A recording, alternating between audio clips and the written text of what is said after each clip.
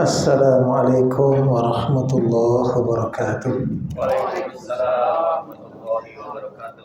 Bismillahirrahmanirrahim. Innal hamdalillah nahmaduhu wa nasta'inuhu wa nastaghfiruh wa na'udzu billahi min shururi anfusina wa min sayyiati a'malina.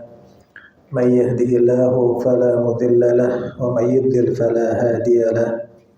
أشهد أن لا إله إلا الله وحده لا شريك له وأشهد أن محمدا عبده ورسوله يا أيها الذين آمنوا اتقوا الله حق تقاته ولا تموتن إلا وأنتم مسلمون يا أيها الناس اتقوا ربكم الذي خلقكم من نفس واحدة وخلق منها زوجها وبث منهما رجالا كثيرا ونساء واتقوا الله الذي تساءلون به والأرحام إن الله كان عليكم رقيبا يا أيها الذين آمنوا اتقوا الله وقولوا قولا سديدا يصلح لكم أعمالكم ويغفر لكم ذنوبكم ومن يطع الله ورسوله فقد فاز فوزا عظيما أما بعد فإن أصدق الحديث كتاب الله وخير الهدي هدي محمد صلى الله عليه وسلم وشر الأمور محدثاتها فإن كل محدثة بدعة وكل بدعة ضلالة وكل ضلالة في النار. Ma'asyiral muslimin wal muslimat rahimani wa rahimakumullah. Pertama, kita bersyukur kepada Allah Subhanahu wa taala pada sore hari ini. Allah Subhanahu wa taala masih memberikan nikmat kepada kita.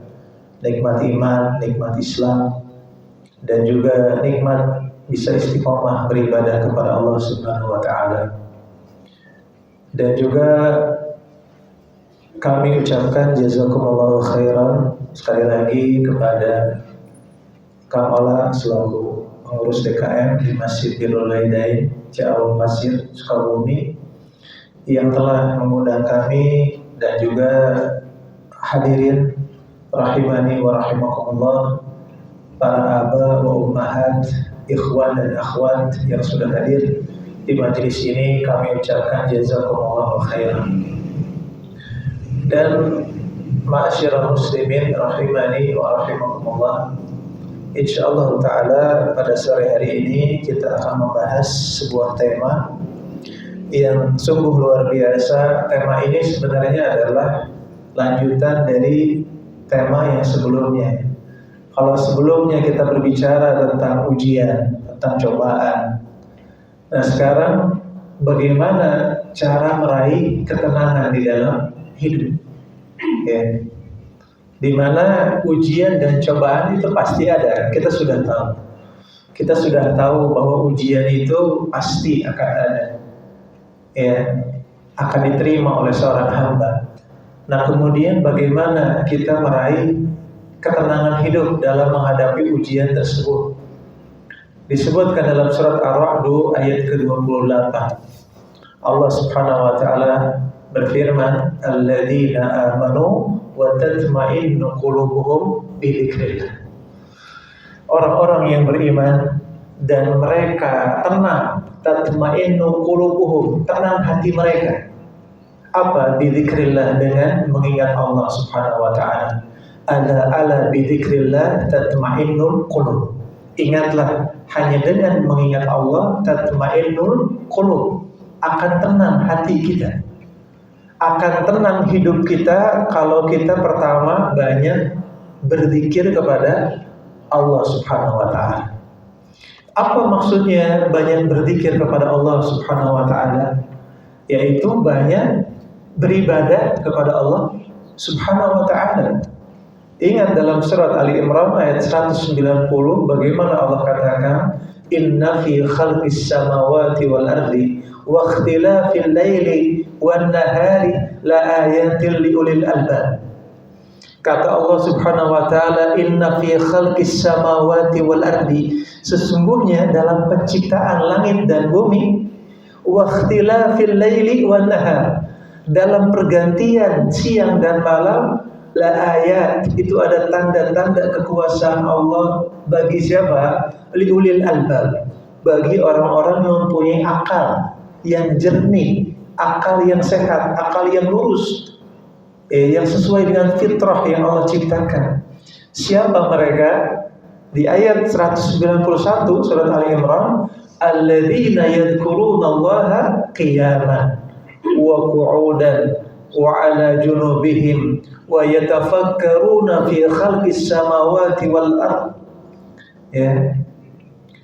Yaitu mereka siapa? Alladzina yadhkurunallah, yaitu mereka orang-orang yang mengingat Allah. Qiyaman, dalam keadaan berdiri, wa qu'udan, dalam keadaan duduk, wa 'ala junubihim, dalam keadaan berbaring, ya. Wa yatafakkaruna fi khalqis samawati wal ard, mereka memikirkan tentang penciptaan langit dan bumi, dan mereka mengatakan rabbana ma khalaqta hadza batila. Ya Allah, Rabb kami, Engkau ya Allah tidak menciptakan ini semua batila, sia-sia. Tidak. Faqina adzabannar, selamatkan kami dari api neraka ya Allah. Nah, makanya apa? Orang-orang yang senantiasa berzikir, mengingat Allah, beribadah kepada Allah. Zikir ini luas. Di sini luas ya zikir ini. Termasuk sholat. Termasuk zikir yang yang paling afdal adalah qiraatul Quran. Membaca Al-Quran. Apakah sekedar membaca saja? Tidak. Dengan tadabbur, dengan mentadaburi, dengan memahami makna-maknanya, dengan masukkan ke dalam hati antum pemahaman antum terhadap Al-Quran dan hadis-hadis Rasulullah Sallallahu Alaihi Wasallam dipahami, kemudian dimasukkan kemana? Fisudur, masukkan ke dalam hati, sehingga melahirkan khasyatullah, melahirkan rasa takut kepada Allah Subhanahu wa Ta'ala. Ya. Nah, ketika seseorang banyak berzikir, banyak mengingat Allah, banyak beribadah, sikap akan timbul sikap apa? Itminan. Itminan itu apa? Ketenangan. Tumanina. Tumanina itu tenang. Akan ada sifat tenang dalam menjalani hidup, apapun musibah yang terjadi. Contoh, nah ini kita kasih contoh. Contoh ya. Contoh ketika Rasulullah Sallallahu Alaihi Wasallam dalam hadis yang diriwayatkan Imam Muslim, Rasulullah mengatakan, ya, ulidali ya al-lailah al-gulam. Ulidali al-lailah al-gulam, telah dilahirkan untukku. Al-lailah, pada malam tadi, al-gulam, seorang anak kecil. Siapa anak kecil ini? Yaitu anak terakhir Rasulullah Sallallahu Alaihi Wasallam yang bernama siapa? Ibrahim, ya, yang lahir pada tahun 8 Hijriah dari seorang wanita yang Rasulullah nikahi yang bernama Maria Al-Qibtiyah, ya, yang merupakan pemberian dari raja, ya, Mesir, di Mesir, raja penguasa Mesir, ya, memberikan hadiah seorang budak wanita yang bernama Maria Al-Qibtiyah dari bangsa Qibti, ya, di Mesir, diberikan kepada Rasul sebagai hadiah. Ya. Kemudian Maria ini masuk Islam, kemudian dibebaskan, statusnya tidak menjadi budak lagi, kemudian dinikahi oleh Rasulullah Sallallahu Alaihi Wasallam. Kemudian melahirkan anak laki-laki. Rasulullah nggak punya anak laki-laki, sebelumnya meninggal. Qasim, anak laki pertama Rasulullah, meninggal. Kemudian Abdullah yang kedua meninggal juga. Yang ketiga ini yang bernama Ibrahim. Ketika dalam hadis, ketika Rasulullah mendengar kabar bahwa anaknya telah lahir, Rasulullah mengatakan kepada para sahabatnya, ulidali al-lailah al-gulam, telah lahir pada malam ini al-gulam, anak laki-lakiku. Fasamaituhu bismi abi, dan aku namakan anak laki-laki ini bismi abi, dengan nama ayahku Ibrahim. Maksudnya Abi di sini maksudnya Nabi Ibrahim, bukan ayahnya langsung, bukan Abdullah, tapi nama dari kakek moyang Nabi Muhammad Sallallahu Alaihi Wasallam itu Nabi Ibrahim, diberi nama Ibrahim. Subhanallah. Kemudian ketika itu kebiasaan bangsa Arab, ketika ada bayi yang lahir, maka ada yang namanya ibu susuan. Jadi disusui oleh seorang ibu susuan. Seperti Nabi pun begitu kan dulu. Nah, Ibrahim pun sama. Ibrahim juga beliau disusui oleh ibu susuannya. Sebagaimana dalam hadis disebutkan riwayat Muslim dari sahabat Anas bin Malik radhiyallahu anhu. Anas bin Malik mengatakan, "Ma ra'aitu ahadan arhamu bil iyal min Rasulillah sallallahu alaihi wasallam." Kata Anas bin Malik, "Ma ra'aitu ahadan, aku tidak melihat seorang pun ahadan arhamu bil iyal, yang paling sayang kepada anak-anak min Rasulillah sallallahu alaihi wasallam, daripada Rasulullah sallallahu alaihi wasallam." Kenapa? Karena Anas bin Malik pernah menemani Rasulullah sallallahu alaihi wasallam pergi bersama Rasulullah ke daerah yang bernama Al-Awali. Ke daerah yang bernama Al-Awali di Madinah, yang dimana di sana tempat ibu susuannya dari putra Rasulullah Ibrahim ini. Rasulullah datang. Ketika Rasulullah datang ke rumah ibu susuan Ibrahim, Rasulullah melihat banyak asap di rumahnya, di rumah ibu susuan itu. Karena apa? Karena suami ibu susuan Ibrahim ini, putra Rasulullah ini, suaminya seorang pandai besi, seorang yang suka membuat pedang. Itu kan dibakar. Jadi di rumahnya ini banyak asap. Kemudian Rasulullah menemui siapa? Putranya Ibrahim. Kemudian dicium putranya itu. Dicium, dilihat, dicium, disayangi, karena itu sedang tinggal bersama ibu susuannya. Kemudian itu para sahabat ikut ke rumah ibu susuannya Ibrahim tersebut. Kemudian mereka kembali lagi. Ini menunjukkan apa? Kasih sayang Rasulullah sallallahu alaihi wasallam. Tapi qadarullah wa ma syafa'al, Ibrahim ini meninggal di usia sekitar 16 bulan.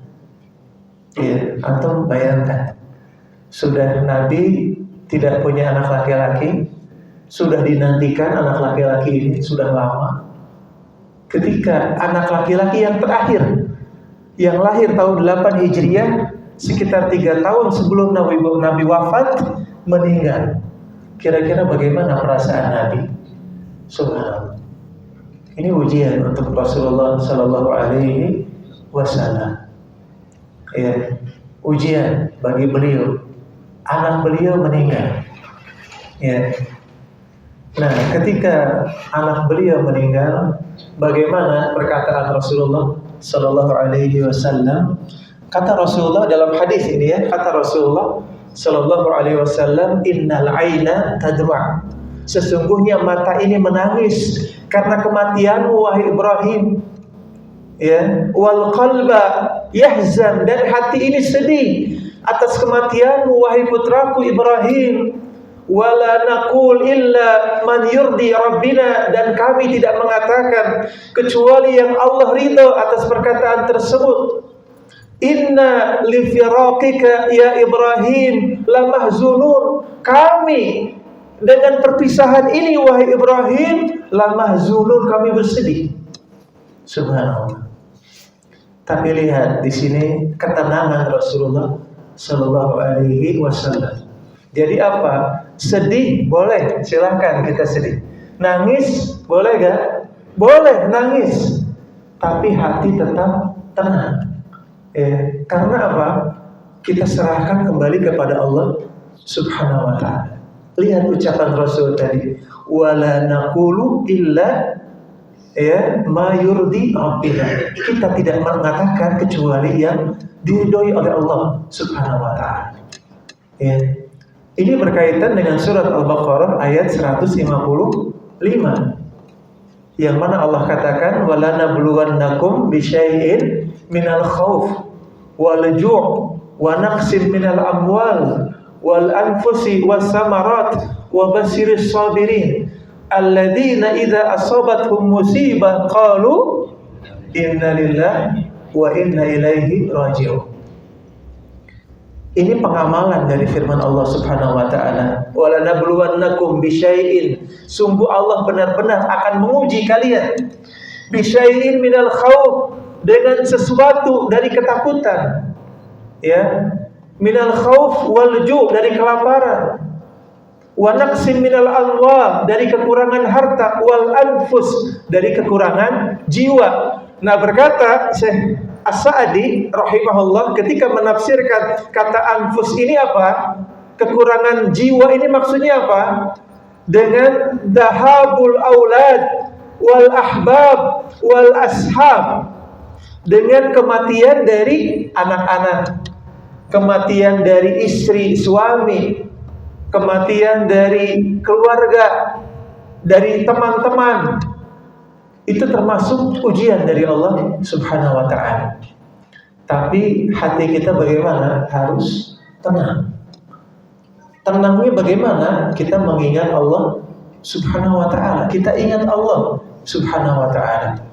Kita boleh menangis, tapi ingat tadi dalam surat Ar-Ra'd ayat ke-28 bagaimana? Alladzina amanu wa tatma'innu qulubuhum bi dzikrillah.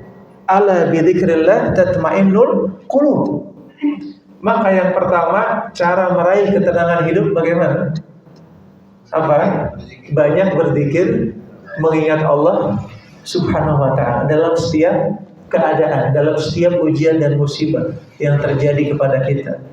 Ustaz, ana nggak punya uang, saldo di rekening tinggal 45.000 ya. Bisa diambil nggak itu? Nggak bisa diambil ya, sudah nggak bisa diambil. Subhanallah ya. Gimana Ustaz? Subhanallah. Tenang ya, hati tenang. Tapi tetap antum ikhtiar ya. Berikhtiar, berusaha. Tapi tetap jangan stres ya. Jangan rekening tinggal 45.000, stres. Ngaji hadir, kajian nggak hadir. Ya. Diajak taklim, ngaji, nggak hadir. Diajak kumpul-kumpul, nggak hadir. Kemana? Nggak tahu. Padahal di rekeningnya tinggal 45.000. Jangan begitu, tetap tenang. Tampakkan ke orang kita apa? Di rekening kita 1 miliar. Tampakkannya ke orang lain. Padahal kita tahu nih rekening 45.000. Tapi kita tampakkan ke orang gimana? Santai, tenang. Ala bidzikrillah tatmainnul qulub. Ingat Allah. Tapi dengan ikhtiar ya, tetap usaha. Bukan berarti kita nggak usaha gitu. Bukan berarti malas-malasan. Jangan jadikan ngaji ini ajang malas-malasan ya. Jangan. Malah harus semangat untuk apa? Mencari nafkah, rezeki. Dengan digabungkan dengan ngaji, gabung bisa. Ya. Nah, jadi itu yang pertama ya. Dengan mengingat Allah Subhanahu wa ta'ala. Kemudian contoh yang kedua, kisah ya. Supaya nggak ngantuk, jadi ini kelihatannya udah pada ngantuk ya. Kisah lagi, kita kasih kisah ya. Bismillahirrahmanirrahim. Silakan diminum ya. Ada air minum?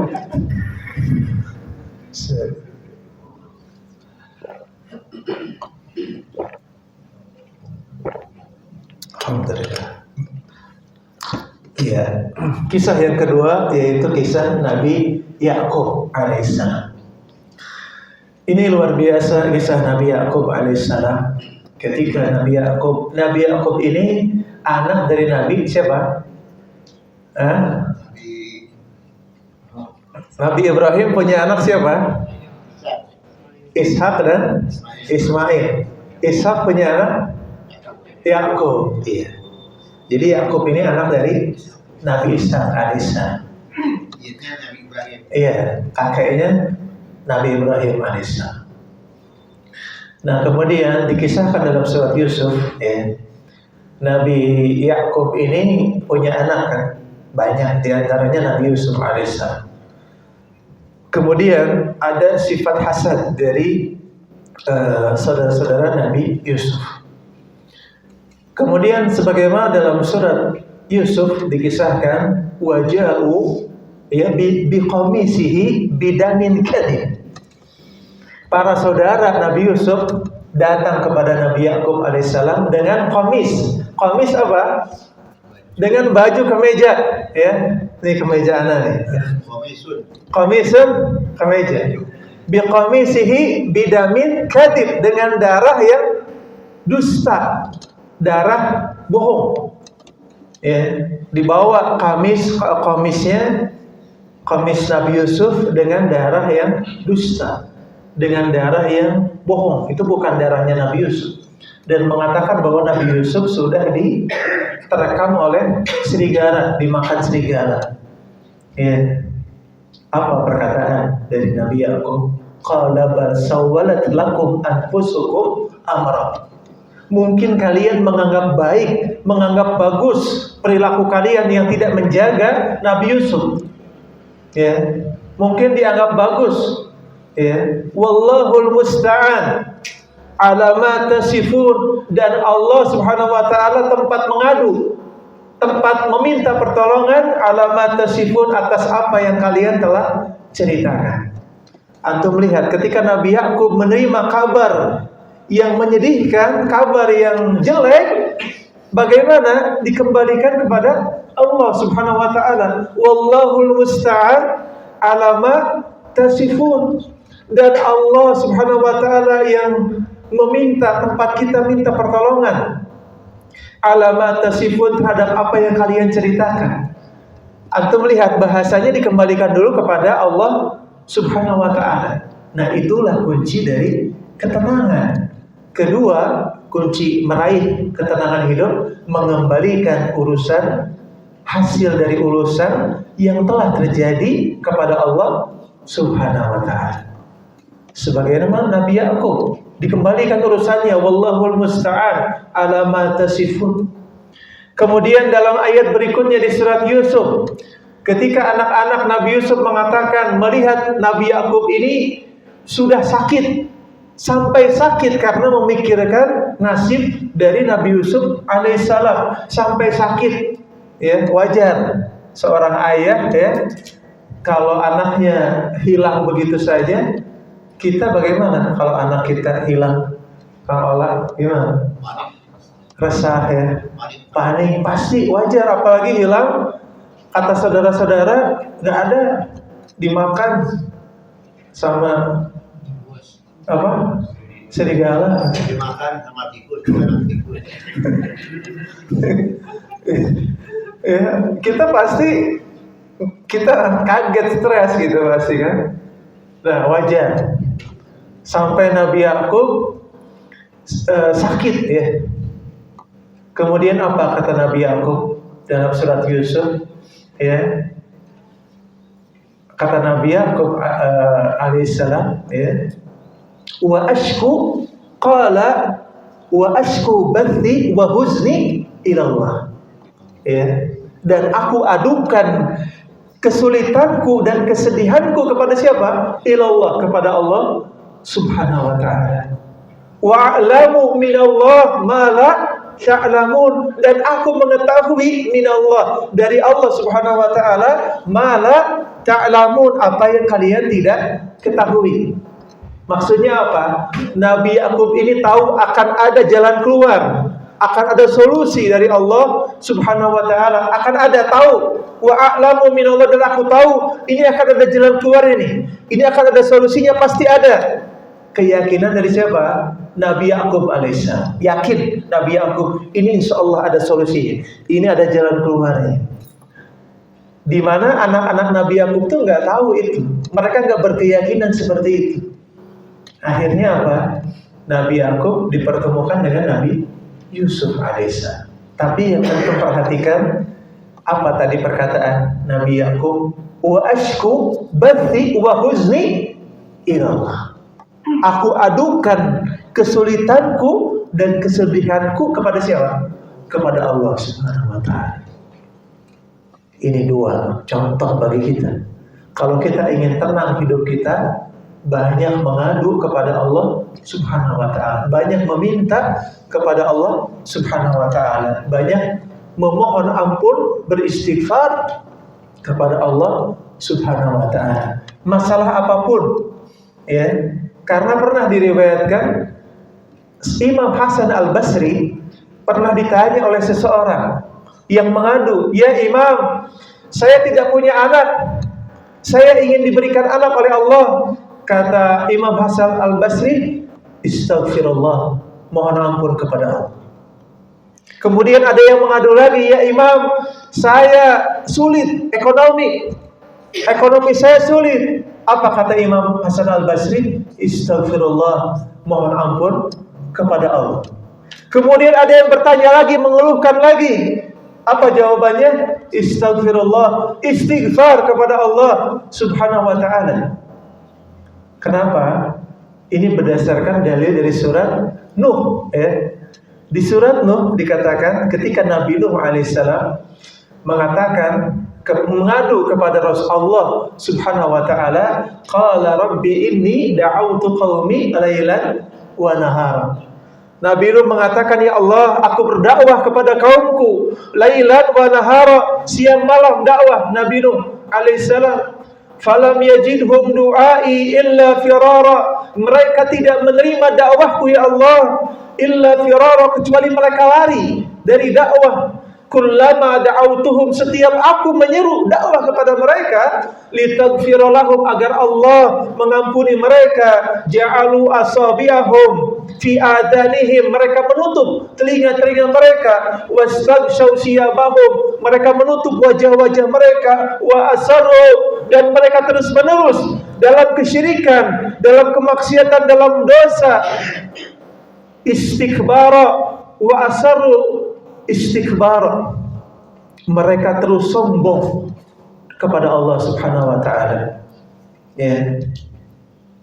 Nah, kemudian ayat berikutnya diceritakan tentang orang-orang yang banyak beristighfar. Kalau mereka meminta ampun kepada Allah, yursilis sama alaikum midrara, akan datang dari langit rizki. Yursilis sama alaikum midrara. Kemudian apa? Asal wa yumdidkum bi amwal, dan akan menambah kalian apa? Harta. Ya, akan turun rizki dari langit, hujan dan yang semisalnya. Wa yumdidkum apa? Wa yumdidkum bi amwal, dan Allah, kalau kalian banyak beristighfar, Allah akan menambah kepada kalian amwal, harta. Wa yumdidkum bi amwalin wa banin, dan akan menambah kepada kalian apa? Anak-anak. Kemudian apa asar? Wa yaj'al lahum jannat, wa yaj'al lahum jannatin, wa yaj'al lahum anhar, dan Allah akan menjadikan untuk kalian kebun-kebun. Subur, tanah menjadi subur. Akibat apa? Akibat manusia banyak beristighfar, banyak memohon ampun kepada Allah Subhanahu wa taala. Ya. Ini dalil Imam Hasan Al-Basri memerintahkan kepada orang tadi yang bertanya tadi untuk banyak beristighfar. Nah, maka ketiga cara meraih keterangan hidup bagaimana? Banyak beristighfar kepada Allah Subhanahu wa taala. Rasulullah SAW beristighfar berapa kali sehari? Mi'ata marwah. 70 sampai mi'ata marwah, sampai 100 kali. Kita berapa kali beristighfar? Ya, dalam sehari.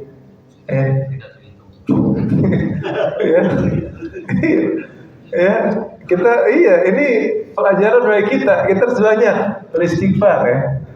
Banyak beristighfar kepada Allah Subhanahu wa taala. Kemudian contoh lagi, ya. Kita kasih contoh lagi. Kisah dari sahabat Nabi Muhammad sallallahu alaihi wasallam, ya, yang bernama Sa'ad bin Abi Waqqas radhiyallahu anhu.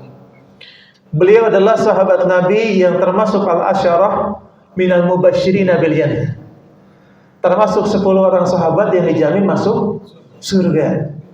Ya, termasuk 10 orang sahabat yang dijamin masuk surga. Di antaranya siapa? Sa'ad bin Abi Waqqas, ya. Sa'ad bin Abi Waqqas itu 10 orang sahabat yang dijamin masuk surga. Dan beliau juga termasuk as-sabiqun al-awwalun. Termasuk orang-orang yang pertama masuk Islam. Dari kalangan mana? Dari kalangan mana? Muhajirin. Ya, dari kalangan muhajirin. Sa'ad bin Abi Waqqas ini termasuk orang-orang yang pertama masuk Islam dari sahabat muhajirin. Ya, beliau orang-orang yang pertama masuk Islam. Nah, ingat kalau kita ingat sahabat dari muhajirin dan beliau termasuk as-sabiqun al-awwalun, maka apa? Maka kita teringat firman Allah Subhanahu wa taala dalam surat At-Taubah ayat ke 100. Ya. Was-sabiqun al-awwalun minal muhajirin wal ansar walladzina tabauhum bi ihsan radhiyallahu anhum wa radu'an wa adda lahum jannatin tajri tahtaha al-anhar khalidina fiha abada dzalikal fawzul adzim. Ini keutamaan sahabat yang masuk Islam, as-sabiqun al-awwalun, dari sahabat muhajirin dan dari sahabat ansar. Walladzina tabauhum bi ihsan, dan orang-orang yang mengikuti mereka dengan baik. Apa kata Allah Subhanahu wa taala? Radhiyallahu anhum wa radu'an. Allah ridho kepada mereka dan mereka ridho kepada Allah. Wa adda lahum jannatin tajri tahtaha al-anhar, dan Allah siapkan bagi mereka surga yang mengalir di bawahnya sungai-sungai. Khalidina fiha abada, mereka kekal di dalamnya selamanya. Apa kata Allah? Dzalikal fawzul adzim, itulah kesuksesan yang besar. Nah, kemudian sahabat Sa'ad bin Abi Waqqas ini diuji oleh Allah Subhanahu wa taala ketika masuk Islam. Ibu beliau yang bernama Ummu Sa'ad, ya, ibu dari Sa'ad bin Abi Waqqas, ini tidak setuju dengan keislaman dari sahabat Sa'ad bin Abi Waqqas alaihissalam. Enggak setuju orang tua. Ya, sampai apa? Sampai ibunya bersumpah tidak akan berbicara dengan Sa'ad, nggak akan diajak bicara abadan selamanya, sampai Sa'ad bin Abi Waqqas kembali murtad, kembali kepada agama jahiliyah. Subhanallah. Kemudian ibunya juga berjanji nggak akan makan, nggak mau makan, nggak mau minum, ya, sampai mati. Dan kalau ibunya mati, yang akan dituduh membunuh ibunya itu Sa'ad bin Abi Waqqas, kata ibunya. Sampai Sa'ad bin Abi Waqqas mau murtad, mau kembali kepada agama kesyirikan, berhala.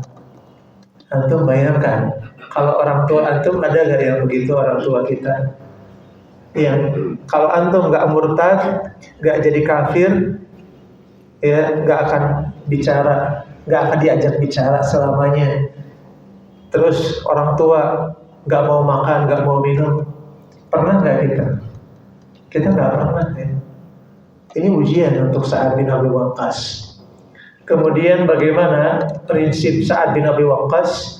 Disebutkan dalam hadis riwayat Muslim, Sa'ad mengatakan, ya ummah, wahai ibuku, wahai ibunda, ta'lamina wallah walau kana laki mi'atu nafs, ya, wahai ibuku, ta'lamin, hendaklah engkau benar-benar tahu, lau kana laki mi'ata nafsin, kalau engkau memiliki 100 jiwa, wa kharajat nafsan, dan jiwa tersebut keluar satu persatu, ma taraktu dini, aku tidak akan tinggalkan agama ini, aku tidak akan tinggalkan Islam.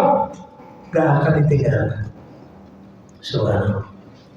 Ya, antum melihat keteguhan dari siapa? Sahabat Sa'ad bin Abi Waqqas. Lau kana laki mi'atan nafs, kalau engkau wahai ibu punya 100 nyawa, kharajat nafsan, yang keluar nyawa itu satu persatu keluar. Ma taraktu dini, aku tidak akan tinggalkan agama Islam ini, wahai ibuku, gak akan aku tinggalkan. Gak akan aku tinggalkan. Subhanallah. Ini keteguhan dari sahabat Sa'ad bin Abi Waqqas, keimanan, besarnya iman kepada Allah Subhanahu wa taala. Ya, besarnya keyakinan kepada Allah Subhanahu wa taala sampai ancaman dari orang tuanya, beliau tidak goyah dengan ancaman tersebut, tidak. Ya. Kemudian apa? In syi'ti, kata Sa'ad bin Abi Waqqas, in syi'ti fakuli wa illa la ta'kuli. Kalau kamu mau wahai ibuku makan, kalau tidak mau sudah tidak makan. Ya.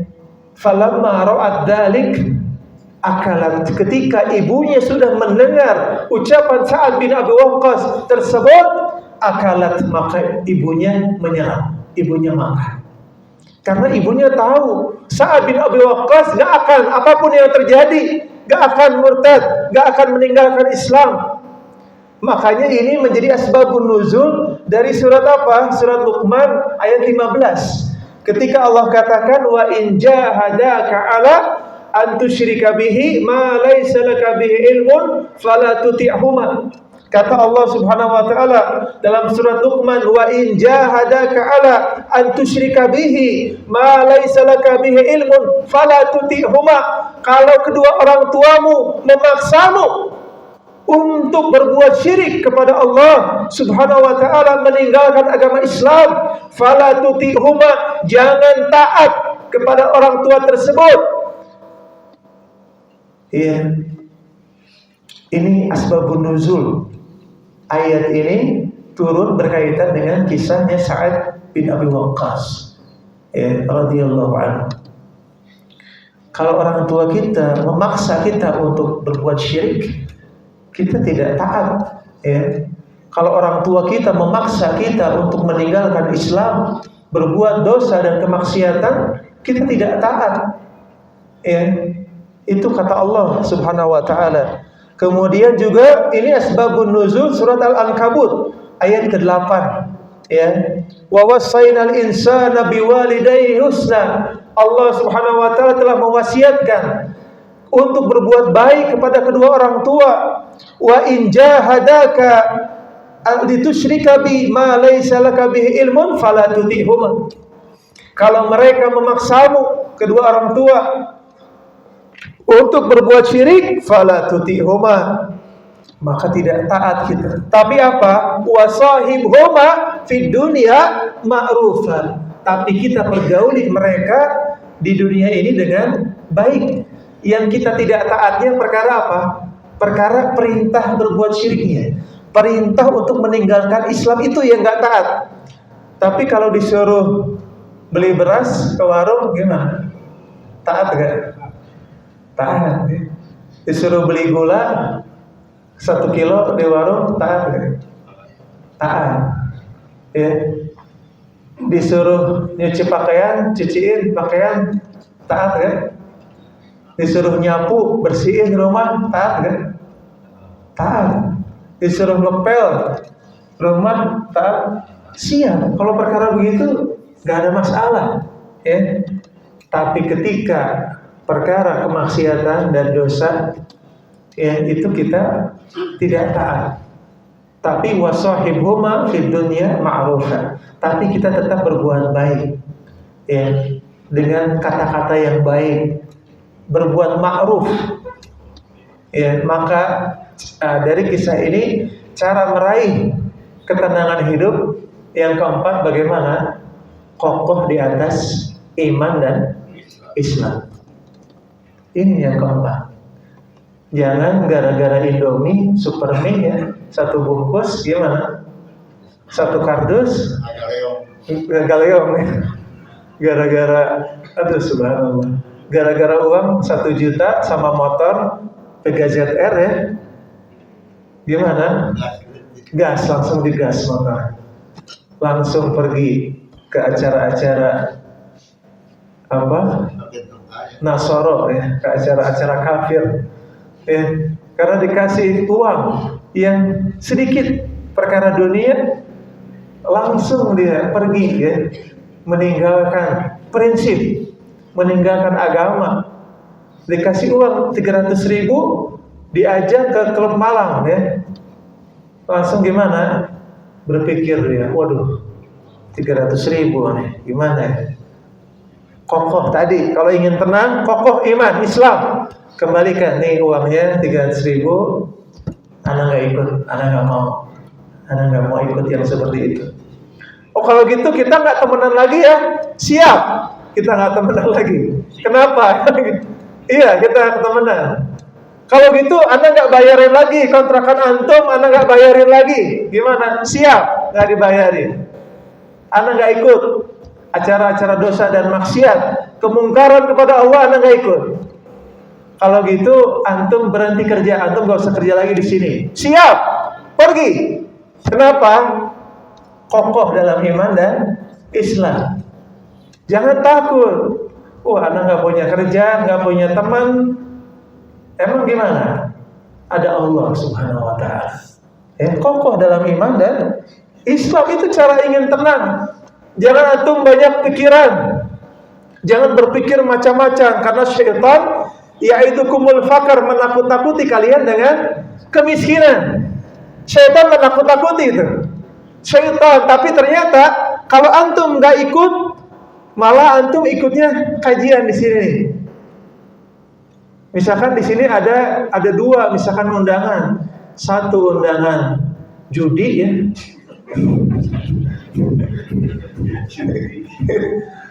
Yang kedua undangan kajian di Masjid Birrul Hidayah. 4:30, waktunya bareng ya. 4:30 sore bareng. Gimana?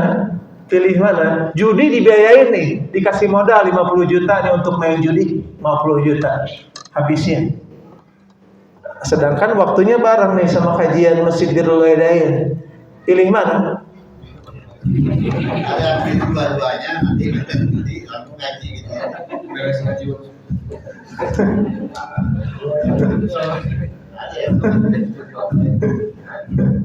Subhanallah ya. Nah, tadi kokoh iman dan Islam. Pilih ngaji, jangan takut. Rizki kalau kita ikhtiar usaha, insyaallah taala. Nih Kang Uud ya, insyaallah ya Kang Uud. Ikhtiar dan usaha, alhamdulillah. Ya, ada rizkinya, semuanya ada insyaallah rizkinya.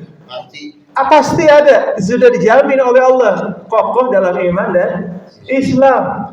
Mending hadir kajian. Di kajian tenang ya. Tenang hati, tenang. Alhamdulillah, untung tadi nggak datang undangan judi. Alhamdulillah ya Allah. Selamat ya Allah. Tenang hati kita. Itu hati yang tenang, itu hati dengan kokoh iman dan Islam. Contoh siapa lagi? Sahabat Abdurrahman bin Auf. Sahabat Abdurrahman bin Auf dari golongan mana? Muhajirin. Muhajirin. Dari golongan Muhajirin. Ya. Yang beliau hijrah kan? Hijrah ke Madinah, gak bawa apa-apa. Ya. Gak bawa harta, miskin. Bawa baju yang nempel. Iya, gak bawa apa-apa. Hijrah ke Madinah dari Mekah, gak bawa apa-apa, miskin, gak punya apa-apa. Sampai Rasulullah merasa kasihan dengan sahabat Abdurrahman bin Auf ini, gak bawa apa-apa, hijrah dari Mekah ke Madinah. Kalau kata kita tangan kosong ya. Kalau kata kita sekarang nih, misalkan ada kita hijrah kemana gitu ya, bareng-bareng nih. Orang lain ada yang bawa mobil, ada yang bawa uang ya, ada yang bawa emas, bawa apa, perhiasan apa dibawa, karena kita mau hijrah ke tempat. Kemudian ada teman kita gak bawa apa-apa dia, bawa baju aja begitu. Kasihan gak? Kasihan pasti kita. Begitupun Rasulullah kasihan melihat sahabat Abdurrahman bin Auf. Kemudian dipersaudarakan dengan sahabat Ansar yang bernama Sa'ad bin Ar-Rabi. Ini seorang yang kaya dari kalangan Ansar. Kemudian sahabat Sa'ad bin Ar-Rabi ini menawarkan kepada sahabat Abdurrahman bin Auf, ya Abdurrahman, kalau kamu mau, hartaku akan aku bagi dua. Satu bagian untuk kamu, aku akan serahkan untukmu. Dan juga aku punya istri dua. Ada di sini yang istrinya 2? Mantap. Nggak ada di sini ya yang istrinya 2? Nggak ada di sini. Ada gimana? Nggak ketahuan.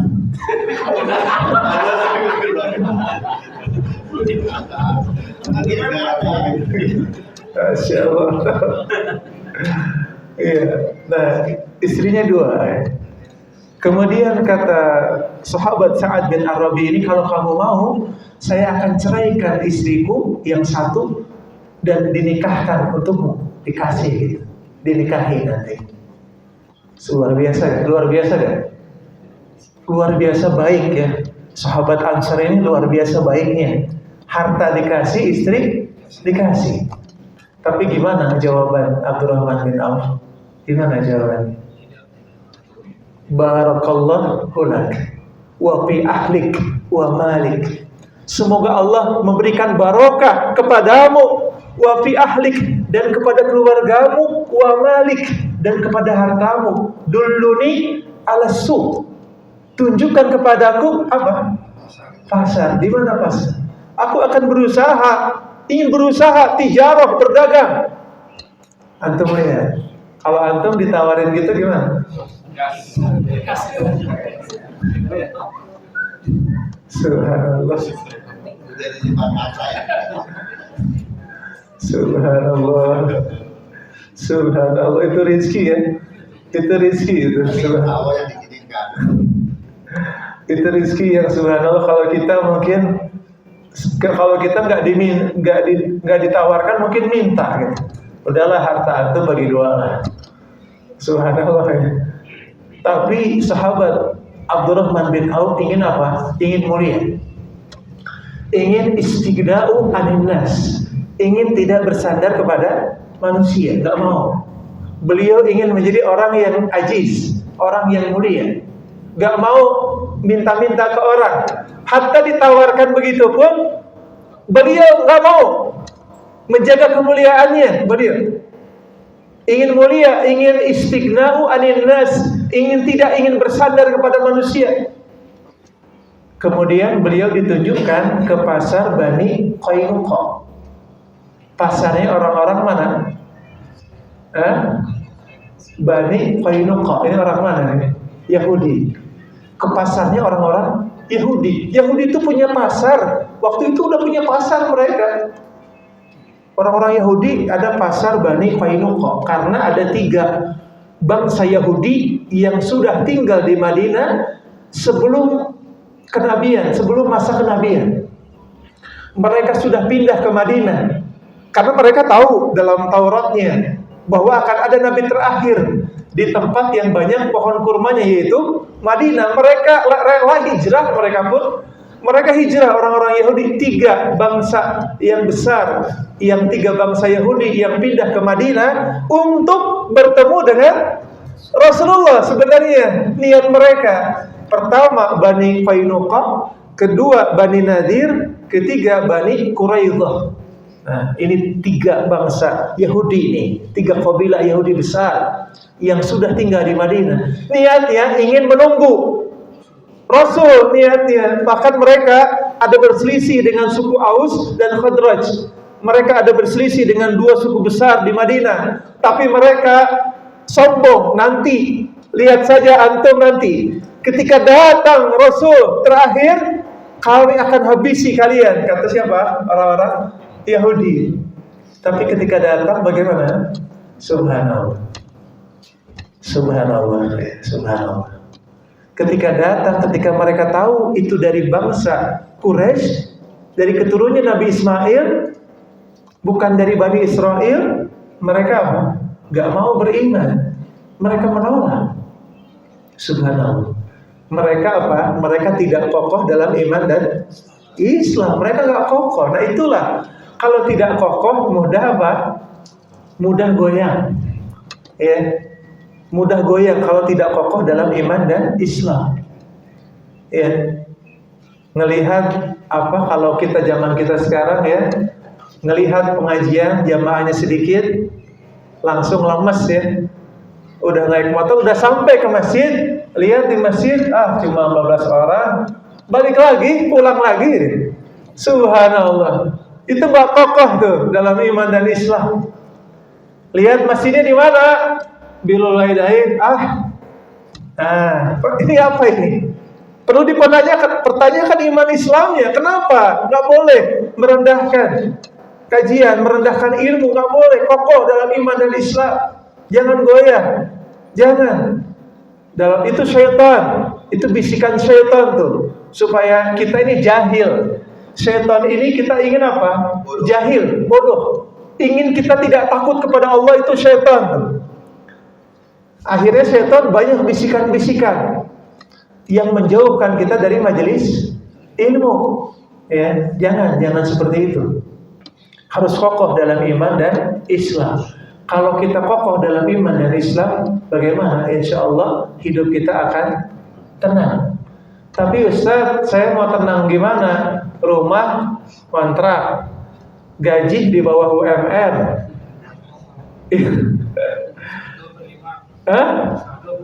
Saldo 45.000 tadi. Saldo di rekening 45.000 Ustaz. Ya. Anak sakit, motor rusak, ya. Apalagi? Rumah bocor. Iya. Iya. Banyak, iya, token listrik juga belum. Ustaz, gimana bisa tenang nih Ustaz?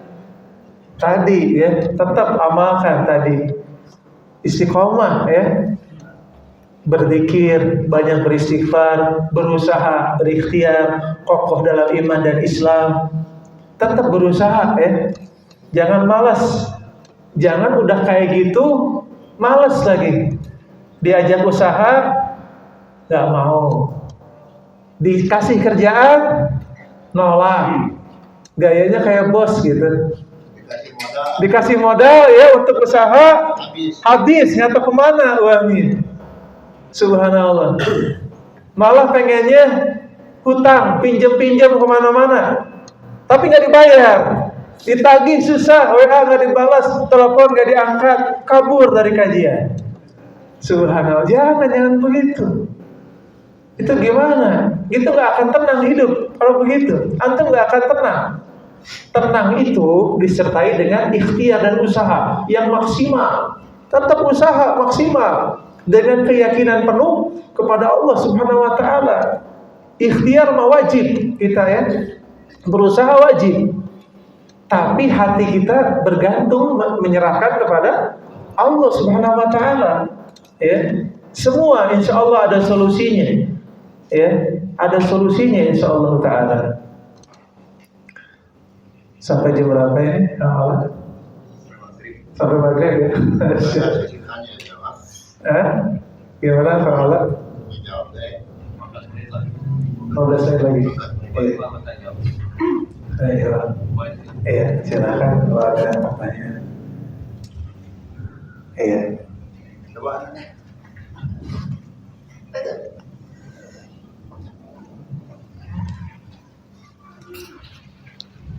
Oh banyak nih. Assalamualaikum warahmatullahi wabarakatuh. Bismillahirrahmanirrahim. Alhamdulillah, anak ketiga kalinya ikut kajian di sini. Ini ramah semua nih. Ikhwan kita nih luar biasa ramah. Terutama Kang Ola. Siapa lagi nggak bisa disebutin satu-satu. Luar biasa semangatnya. Ini tadi ada yang menarik Ustaz. Soal Rasulullah mempunyai anak laki-laki, tidak ada yang sampai besar meninggal. Fenomena apa ini yang terjadi? Kenapa sampai meninggal? Itu memang qadarullah. Tapi kan ada itu di balik itu gimana gitu? Ada nggak yang menerangkan masalah ini? Itu aja Ustaz. Iya. Nah tadi disebutkan ya oleh Rasulullah Sallallahu Alaihi Wasallam bahwa Rasulullah SAW punya anak ya dari istri beliau yang bernama Maria Al-Qibtiyah ya dari Mesir ya. Iya, bangsa Qibti ya. Jadi di Mesir itu ada dua kan, ada Bani Israel, ada bangsa Qibti. Nah, kemudian dari Maria Al-Qibtiyah ini Rasulullah punya anak yang bernama Ibrahim, ya. Kemudian Ibrahim ini meninggal. Nah, di sini pasti ada hikmah, ya. Pasti ada hikmah dari setiap takdir yang Allah Subhanahu wa taala takdirkan. Karena takdir Allah ini sudah Allah tuliskan 50.000 tahun sebelum Allah menciptakan langit dan bumi. Salah satu hikmahnya adalah supaya jangan ada pengkultusan berlebihan kepada keturunan Rasulullah Sallallahu Alaihi Wasallam yang disebut Ahlul Bait. Ahlul Bait Nabi ada Ahlul Bait, yaitu keluarga Nabi, kan? Nah, sekarang Nabi tidak punya anak laki-laki saja, gimana? Banyak yang ngaku, anak ini anak cucu Nabi. Ada yang ngaku begitu. Saya cucu Nabi ini. Antum jangan macam-macam sama saya. Ya. Orang yang penjudi, yang keturunan Nabi, yang mabuk keturunan Nabi, itu lebih baik daripada ustadz dan kiai. Percaya antum? Tidak. Jangan percaya. Ya, jangan percaya dengan yang kayak gitu. Itu kadzab, itu pendusta itu. Itu cerita-cerita bohong. Orang-orang jahil gitu, yang bicara seperti itu. Jangan. Itu di mana itu keturunan Nabi yang laki-laki, jalur putra Nabi meninggal tuh. Tapi kondisi kita lihat di masa kita hidup sekarang seperti itu. Bagaimana kalau qadarullah Nabi punya anak laki-laki misalkan, yang sampai terus ada nasabnya itu gimana? Subhanallah, kita wallahu a'lam. Itu hikmah, salah satu hikmah, ya.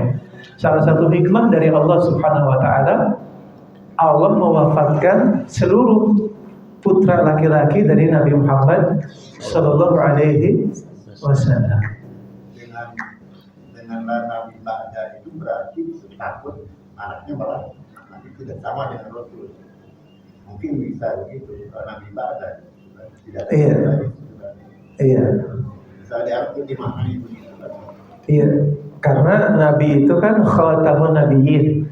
Nabi itu adalah Nabi yang terakhir, penutup para Nabi. Tidak ada Nabi lagi setelah Nabi Muhammad Sallallahu Alaihi Wasallam. Gitu ya. Iya. Ini ada pertanyaan dari akhwat. Ya. Bismillah, assalamualaikum warahmatullahi wabarakatuh.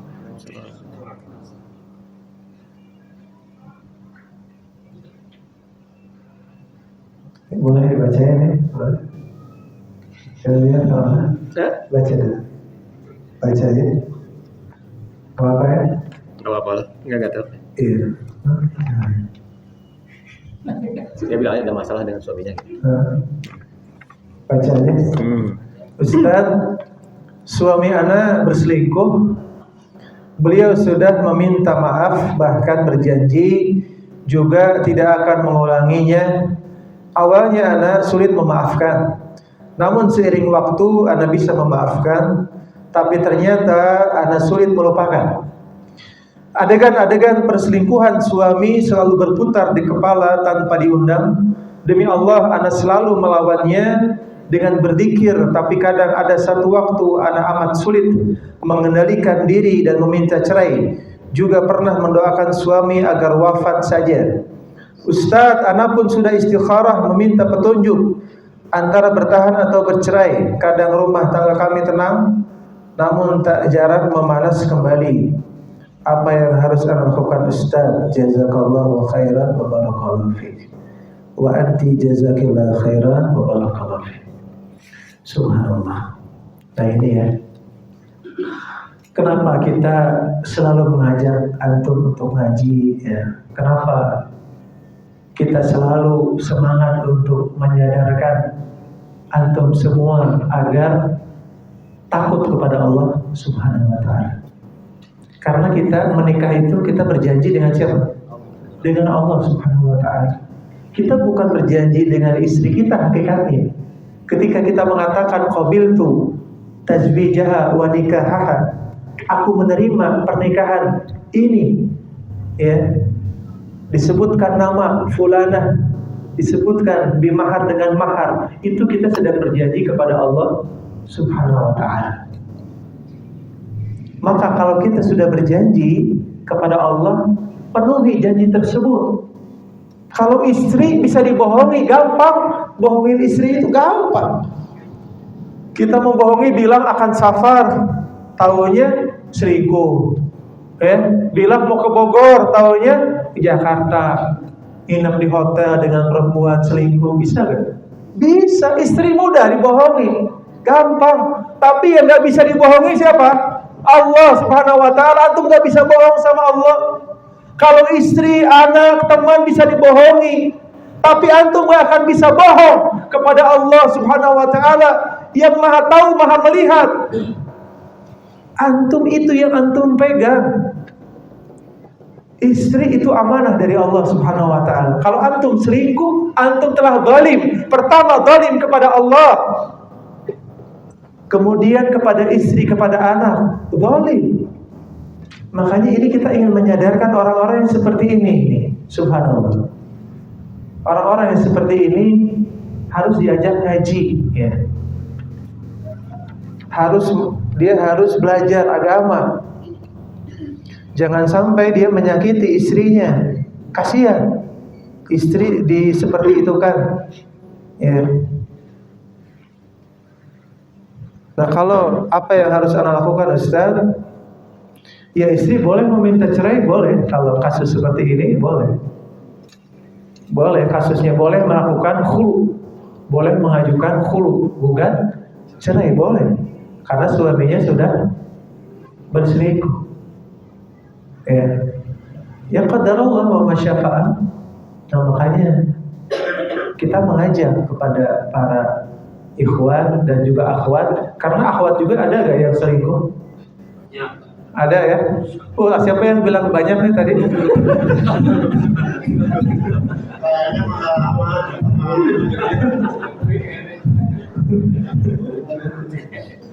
Subhanallah. Subhanallah. Ya. Nah, maka itu ya. Ada banyak yang ada yang begini nih, tapi ini baru ya pertanyaan secara umum begini. Tapi yang kalau datang secara khusus ada beberapa yang sama kasusnya seperti ini, maka sekali lagi kami mengajak ya kepada semuanya, para suami, para istri, belajar. Tugas antum belajar agama supaya antum tahu kewajiban dan kewajiban antum, tugas antum, suami itu apa, istri itu apa. Antum tanggung jawabnya sama Allah. Ya, nanti tanggung jawab antum di akhirat. Kullukum ra'in wa kullukum mas'ulun an ra'iyatihi. Setiap orang pemimpin. Suami tanggung jawab di akhirat nanti, istri tanggung jawab. Jangan membohongi manusia. Manusia gampang dibohongi. Antum gak bisa bohongin Allah Subhanahu wa ta'ala. Itu ya. Jazakallah khair ya. Nanti mungkin kita secara khusus nanti kita bahas lagi mungkin secara rinci ya, karena ini kan harus dirinci nih. Harus dirinci dulu kalau kasus-kasus seperti ini. Mudah-mudahan nanti kita bisa merinci kasus ini insyaallah ta'ala. Jazakallah khair. Yang terbaik bagaimana? Dirinci dulu itu, khawatir. Iya, kita rinci dulu. Secara hukumnya kan kita harus tahu dulu. Sebenarnya ini kan umum, ini masih umum nih. Iya, ini umum, ini masih ya. Perkara begini, Anda ingin ketemu nih sama akhwatnya gitu. Kalau bisa sama suaminya juga. Suami istrinya bertemu dengan anak maksudnya. Karena ini harus dirinci, ini harus ada rincian-rincian gitu. Ini kenapa nih? Di istilahnya malah Ya tidak bisa diputuskan. Ya hanya dengan ini aja gitu, harus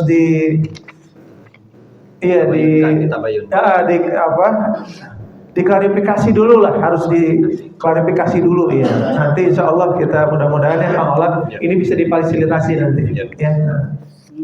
Harus ditanya kedua belah pihak. Kedua sebetulnya fenomena kayak begini banyak yang tadi dibilang. Jadi memang perlu khusus ini mengenai ini. Iya. Gimana pun.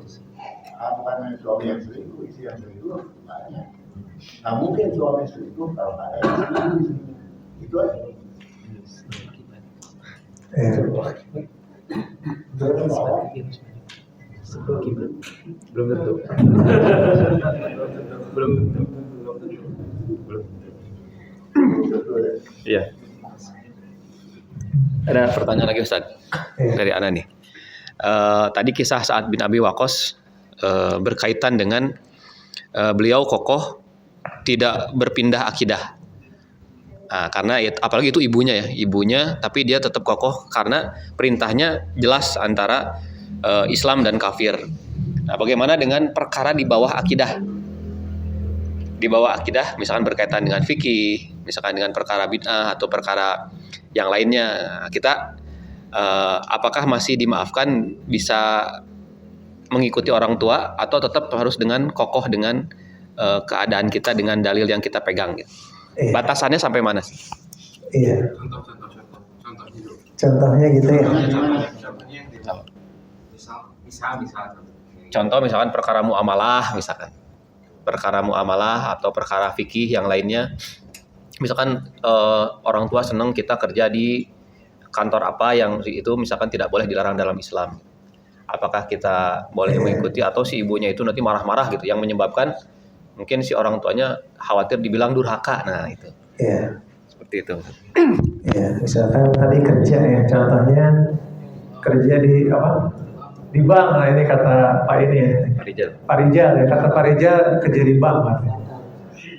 Orang tua nyuruh kerja di bank. Gimana Ustaz? Dalam hadis riwayat Bukhari disebutkan ya, riwayat Bukhari la ta'ata fil maksiyah. Tidak ada ketaatan dalam perkara kemaksiatan. Innamat ta'atu fil ma'ruf. Sesungguhnya ketaatan itu dalam perkara ma'ruf, kebaikan. Nah, sekarang kerja di bank itu tidak boleh ribawi. Itu maksiat. Berarti la ta'ata fi maksiyah. Dalam hadis riwayat hadis yang lain la ta'ata li makhluqin fi maksiatil khaliq. Tidak ada ketaatan kepada makhluk dalam rangka bermaksiat kepada Allah. Kalau ibu kita menyuruh kita kerja di bank, berarti gimana? Tidak boleh, ditolak. Ya, karena itu kemaksiatan, itu perbuatan dosa. Ibu kita menyuruh kita melakukan perbuatan bid'ah, boleh kan? Tidak. Nggak boleh juga. Bid'ah ini sama dosa yang terbesar setelah kesyirikan. Sama, nggak boleh. Terus perkara-perkara yang dosa dan maksiat yang lainnya, kecuali dalam masalah khilafiyah fiqhiyah misalkan. Ibu kita nggak mau ngajak bicara kita, nggak mau makan, nggak mau minum kalau antum nggak kunut subuh. Kalau antum nggak kunut, anak nggak akan bicara antum kan. Anak nggak mau makan, nggak mau minum, gimana? Kunut kan? Itu khilafiyah fiqhiyah tuh. Ada pendapat yang membolehkan, ada pendapat yang tidak membolehkan. Dari batasan itu boleh antum kerjakan. Kalau perkara khilafiyah fiqhiyah, yang masih ada perbedaan pendapat dari para ulama, yang perbedaan pendapat yang masih ada keleluasaan di sana, apalagi ada ancaman tadi kan, ada ancaman dari orang tua. Jadi batasannya selama itu perkara dosa dan maksiat, maka kita tidak boleh taat. Itu batasannya itu. Ya. Itu batasannya. Ya, ya. Insyaallah kita cukupkan pertemuan kita pada sore hari ini. Subhanakallahumma bihamdika asyhadu an la ilaha illa anta astaghfiruka wa atubu ilaik. Wassalamualaikum warahmatullahi wabarakatuh. Waalaikumsalam warahmatullahi wabarakatuh.